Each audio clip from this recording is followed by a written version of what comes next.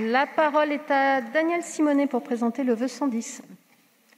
Bien, déjà, je partage 100% de ce qui vient d'être dit précédemment. Ce dossier est vraiment scandaleux et c'est un déni démocratique. On vient de faire des beaux discours, des belles interventions sur le plan local d'urbanisme, mais en fait, dans ce dossier, on voit bien que la démocratie, l'exécutif s'en fout. La question de l'implication citoyenne, l'exécutif s'en fout.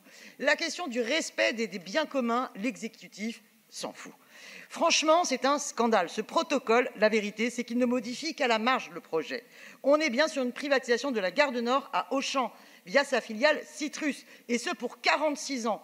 Et on est toujours sur une conception en fait de la gare du Nord qui est comment est-ce que le groupe Citrus va pouvoir faire en sorte que les voyageurs qui prennent la gare du Nord, comment faire pour qu'ils puissent passer devant le maximum de boutiques.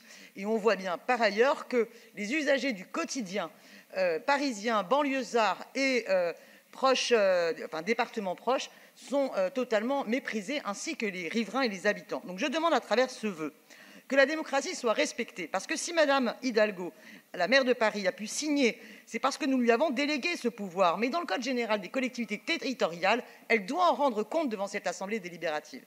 Donc il faut absolument que cette assemblée puisse délibérer et voter. Et il faut qu'il y ait une conférence de consensus. Vous parlez de démocratie à longueur de journée, mais quand il y a un sujet aussi important que celui-là, eh bien vous piétinez les attentes des associations, les attentes des habitants et les attentes des usagers et les attentes de ceux qui travaillent dans la gare du Nord. Et vous ne faites pas participer l'ensemble de ces acteurs au processus de décision et vous ne faites même pas participer la démocratie représentative. Donc voilà l'idée du vœu, j'espère qu'il sera partagé et en tous les cas je partagerai également, je voterai également les autres vœux qui sont présentés, notamment le vœu du groupe communiste. Je vous remercie. Je vous remercie. J'ai une demande d'intervention de la part de Madame Alexandra Cordebar, maire du 10e arrondissement. Merci Madame la maire, mes chers collègues. Ça fait bientôt plus de 2 ans maintenant que le projet de rénovation de la gare du Nord porté par la SNCF et le groupe Auchan fait débat dans notre assemblée.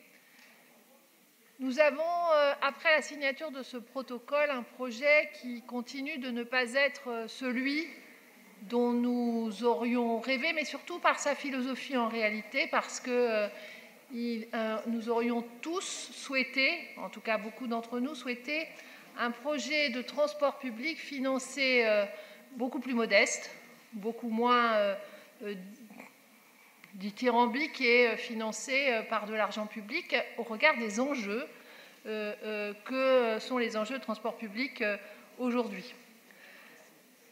Pour le 10e, nous avions beaucoup de réserves, voire beaucoup de désaccords avec le projet. Et ce que nous propose aujourd'hui la SNCF, et je veux le dire, c'est grâce à la mobilisation des habitants, des associations, des élus et de la maire de Paris d'ailleurs, ce que nous propose aujourd'hui la SNCF, c'est un projet avec un certain nombre d'amendements qui seront objectivement bénéfiques pour le 10e.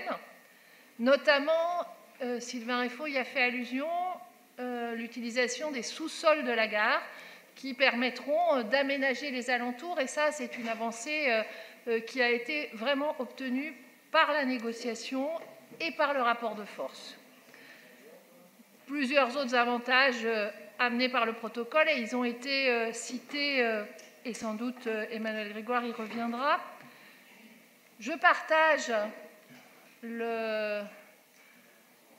l'attention, mais aussi une part de regret sur les engagements qui sont pris sur la passerelle Nord. Il faut absolument que nous continuions à mettre la pression pour que cette passerelle Nord soit réalisée.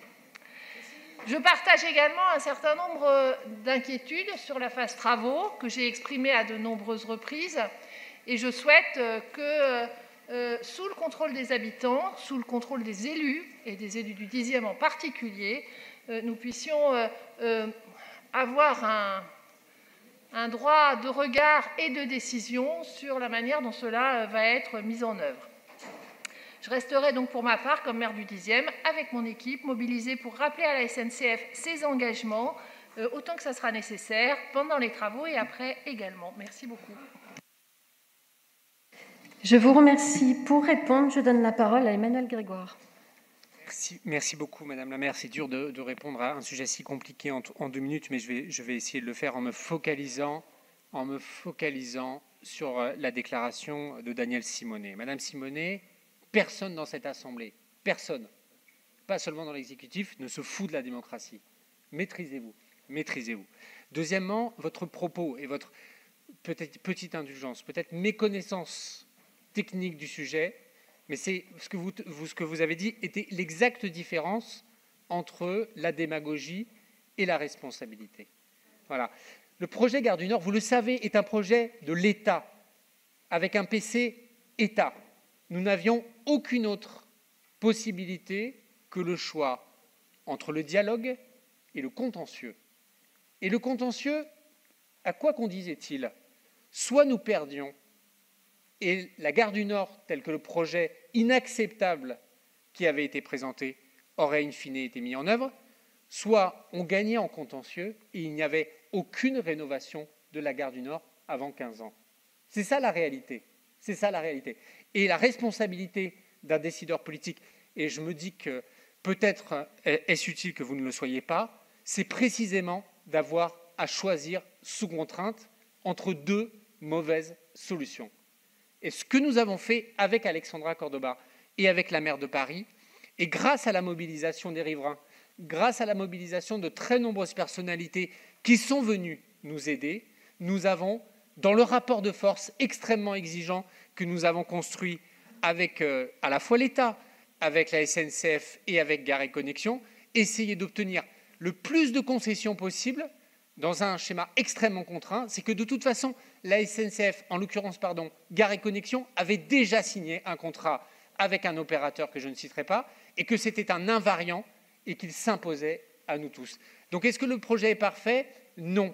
Est-ce qu'il a été amélioré? Oui, très significativement, en particulier pour les habitants du 10e, en particulier pour les voyageurs du quotidien. Maintenant, notre devoir collectif et le vœu de l'exécutif répond à une préoccupation que je partage totalement des communistes de génération et des écologistes, qui est, il va falloir suivre la mise en œuvre de ces engagements de façon extrêmement précise, d'abord par le dépôt du permis de construire modificatif, ensuite par la déclinaison point à point du protocole sur ce qu'il relève de la responsabilité de Gares & Connexions ou de la SNCF, notamment les clarifications sur la livraison, comme ici s'y sont engagés, de la passerelle Nord d'ici 2024, et de le faire en concertation. Et donc la proposition que nous avons formulée dans le vœu, c'est que la 5e commission, sous la présidence d'Émile Meynet, puisse mettre en place une commission ad hoc rassemblant l'ensemble des groupes politiques, rassemblant les riverains, rassemblant la mairie du 10e, dans lequel, collectivement, nous suivrons que les engagements que nous avons pris seront bien mis en œuvre. C'est désormais mon objectif.